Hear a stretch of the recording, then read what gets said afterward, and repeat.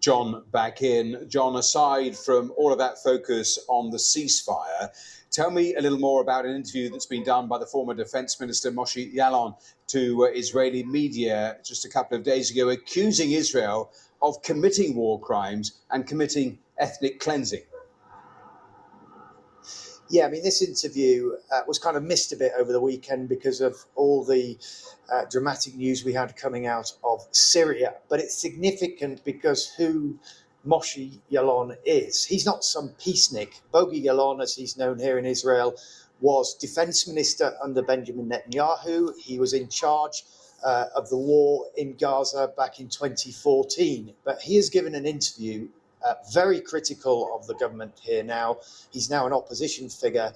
And he basically said that in the north of Gaza, Israel is conducting ethnic cleansing, driving Palestinians out with no intention of them ever being able to return home. Now, when you've got someone like Bogi Yaalon saying that, and you've got the international community, you think of Western leaders in the United States, Great Britain, not prepared to say that. I mean, those comments, when I saw them at the weekend, they were indeed pretty striking. John Donaldson there in Jerusalem, thanks very much. And thanks too to Barbara Plett-Usher in Beirut. Well, let's stay with Gaza because 2 million displaced people are now facing a wintry storm. The BBC and other international media are not able to get access to Gaza, but the UN says that levels of hunger there are the worst than ever, and now shelters have been flooded by rain and by sewage. Our Middle East correspondent, Yolande Knell, has sent this report. Gaza's beach is no longer for day trips. Tens of thousands of people now have to live here. They've been forced to leave their homes during the war. And with winter encroaching, they're under assault from the sea. Nothing is left in the tent.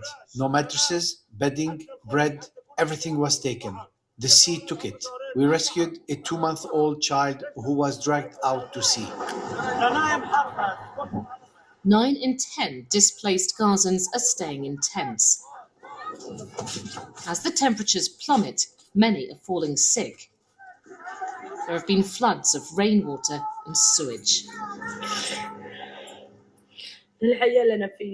This life I'm living. No flour, no food, no water, no shelter. There is not even a cover to shelter my children.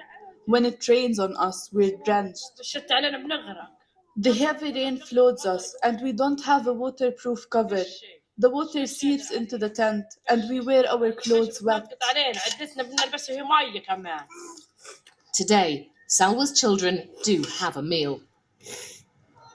But there are long queues for charity handouts. And it's the same across central Gaza, where most of the population now lives. This is a bakery with very little bread. The amount of aid entering Gaza remains at some of the lowest levels of the past year. There's mass hunger.